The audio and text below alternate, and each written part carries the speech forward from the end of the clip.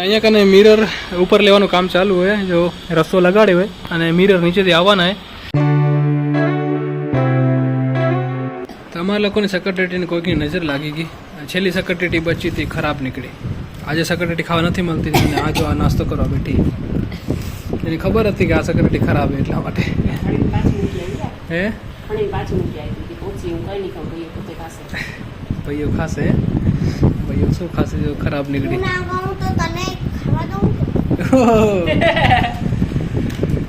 આજે આપણે નાસ્તાથી કામ હલાવવું પડશે. શું પાણી ઢોળાઈ ગયું એને જરાક જ. તો આજે સેક્રેટરી નામ લીધું, આપણે રાબ પી રહ્યા, રાબ પીને આપણે ઠંડક કરશું. તે નાસ્તો કરી લીધો હોય, હવે આ નહીં મળે. અને જો રાબ આવી હોય, છાશ જેવી જોઈએ, અંદર ઘઉંના દાણા આવે અને ગરમીમાં બહુ અસર કરે, મતલબ બહુ ઠંડક કરે. તો જો અત્યારે હું આવ્યો તો સમાજમાં, અને સમાજનો જે બહારનો લુક એ તમને બતાવું કે બહારનો લુક કેવો લાગેલો. તમે જોઈ શકો છો કે એટલું બધું કામ થયું હોય. બહારનું કલર કામ કે એ બધું બાકી છે. અને ગેટ તમે જોઈ શકો છો, આ સાઈડનો ગેટ અને એક આ સાઈડનો ગેટ. તો જો આ છે આપણો ગ્રાઉન્ડ ફ્લોર છે, મતલબ ડાઇનિંગ એરિયા. અને ઉપરની સાઈડમાં પીઓપી અને પંખાનું કામ બાકી છે. બાકી ટાઇલ્સનું કામ ખતમ થઈ ગયું હોય. હા, એ કે સાફ કરવામાં થોડુંક ટાઈમ જશે. તો મતલબ આ ફ્લોર ઓલમોસ્ટ થઈ ગયો હોય. અને ઉપરની સાઈડ જેટલી વિન્ડો હતી લાગી ગઈ છે, નીચેની જે વિન્ડો છે એ બાકી છે. અને હવે તમને બતાવું સેકન્ડ ફ્લોર કે જે આપણો ફંક્શન એરિયા છે એ કેટલો, મતલબ એની અંદર કેટલું કામ ખતમ થયું હોય. હજુ તો આ બધી સીડીઓમાં માર્બલ લગાવવાનું બાકી છે. અહીંયા બી આવશે ટાઇલ્સ કે કલર કે યા તો ઠીક છે. જો અહીંયા બી કામ બાકી છે. અને આ છે આપણો ફંક્શન એરિયા, જેમાં જો પીઓપી અડધી લાગી ગઈ છે, અડધી લાગવાની બાકી છે. સામે સ્ટેજ તૈયાર થઈ ગયો હોય, બાકી આ જે વિન્ડો હોય એનું કામ ચાલુ હોય. બાકી એસીની કે જે વાયરિંગ એ બી થઈ ગઈ છે. અને હવે આપણે જોઈશું સેકન્ડ ફ્લોર, જેમાં રૂમ છે બધા. એમાં જોઈએ કેટલું કામ થયું હોય. તો જો આ બધા રૂમ છે અને એને ટાઇલ્સનું કામ ખતમ થઈ ગયું હોય, પીઓપીનું કામ બી ખતમ થઈ ગયું હોય. બસ પંખા લગાવવાના છે કે એસી લગાવવાની કે વિન્ડો લગાવવાની કામ બાકી છે. વોશરૂમ એરિયામાં કામ બાકી, પ્લમ્બિંગનું ને બાકી બધું થઈ ગયું હોય. અને અહીંયાથી આપને સ્ટેશન દેખાશે આપણા ગામનું. સામે જો ડુંગર ને, મતલબ જેટલું બી કામ છે ને બધું સ્પીડમાં થાય છે.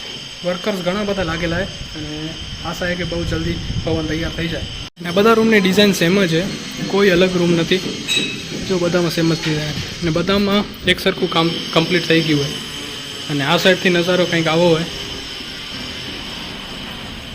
એટલે જે બાલ્કની રાખવામાં આવી ને એ બહુ મોટી છે. અહીંયા જે મિરર આવશે બહુ મોટો આવશે. અને હવે હું આવી ગયો છું આપણા સમાજની છત ઉપર. અને છતનો નજારો કંઈક આવો હોય, જેમાં ઉપરની સાઈડમાં ટાંકીઓ રાખી દેવામાં આવી અને પ્લાસ્ટરનું કામ પૂરું થઈ ગયું હોય. અને અહીંયા કને મિરર ઉપર લેવાનું કામ ચાલુ હોય, જો રસ્તો લગાડ્યો હોય અને મિરર નીચેથી આવવાના હોય વિન્ડો માટેના. મતલબ જેટલા બી કારીગર ને મહેનત તો ઘણી બધી કરેલા, પણ મને પર્સનલી એમ લાગે થોડોક સમયનો અભાવ હોય થોડોક. બાકી અગર ગેટની વાત કરી તો આ ગેટ બનીને તૈયાર થઈ ગયો હોય. આમાં ખાલી કલર બાકી અને ગેટ લગાવવાનો જ બાકી છે. અને આ સાઈડનો જે ગેટ એનો હજી પ્લાસ્ટર કરવાનો કે એ બાકી છે. Hello, good morning again. જો આજે છે રામનવમી અને તમને બધાને રામનવમીની હાર્દિક શુભકામના. અને રામનવમીના દિવસે ગામે ગામે રવાડીની શોભાયાત્રાને નીકળતી હોય. એમ આપણા ગામમાં પણ હર વર્ષની જેમ આ વર્ષે પણ શોભાયાત્રા નીકળવાની છે. પણ અમારા ફ્રેન્ડ્સ લોકોનું કહેવાનું એમ કે વાંડામાં રામ ભગવાનનું મંદિર છે, ત્યાં કને મેળો ભરારો હર વર્ષે. હવે યા તો આપણે વાંડા જવાનું થશે, અગર ત્યાં જવાનું નથી થતું તો પછી આપણે ગામની શોભાયાત્રા જોશું. તો જો અમે લોકો પહેલો પ્લાન કર્યો વાંડાએ જવાનો, પછી પ્લાન કેન્સલ રાખ્યો વાંડા આપણે નીચે ને ગામની જે શોભાયાત્રા એ જોશું. પણ વાગી ગયા 11 ને શોભાયાત્રાનું હજુ કાંઈ નામો નિશાન નથી. અને મને લાગેલું કે શાયદ શોભાયાત્રા કેન્સલ થઈ ગઈ હશે. હાલાકી પેમ્પલેટમાં ને બધે મેન્શન હતું કે સવારના શોભાયાત્રા નીકળશે 9 વાગે, પણ હજુ સુધી એવું કાંઈ થયું નથી. તો મારે ગરમીનું પ્રમાણ એને વધતું જ જાયું. અને હું જસ્ટ હમણાં આવ્યો નખત્રાણાથી, કેમ કે નખત્રાણા કામ હતું. અને ભાઈ રસ્તામાં જે લૂ લાગેલી ને ભાઈ, આપણે ચહેરા ને એ તો ઠીક છે, પણ કપડાં એટલા ગરમ થઈ જાય, ભયાનક ગરમી ભાઈ. પણ એક વાત ખબર ના પડી કે આજે શોભાયાત્રા કેમ ના નીકળી. હોઈ શકે કોઈ કારણોસર રદ રાખવામાં આવી હોય, પણ પેમ્પલેટમાં ને બધે છપાઈ ગયું ભાઈ કે આજે શોભાયાત્રા છે. પણ હવે આજે શોભાયાત્રા એવા નામ જ. ઓકે, તો ઠીક છે, આજના વ્લોગમાં એટલું જ. ફરી મળીશું આવતીકાલે નવા વ્લોગ સાથે. ત્યાં સુધી તમારે ધ્યાન રાખજો. Tata, bye bye, take care. મને લાગે આ ભાઈ આવ્યા ને આજે એટલે જ કેન્સલ થઈ ગઈ શોભાયાત્રા. આટલા વર્ષોમાં પહેલી વાર હશે કે શોભાયાત્રા આમ હોય ને પછી કેન્સલ થઈ ગઈ હોય. એટલે આ લોકોના પગ પડે એટલે ભગવાન રામે એમ વિચાર કર્યો કે મંદિરના બહાર નથી નીકળવો આજે.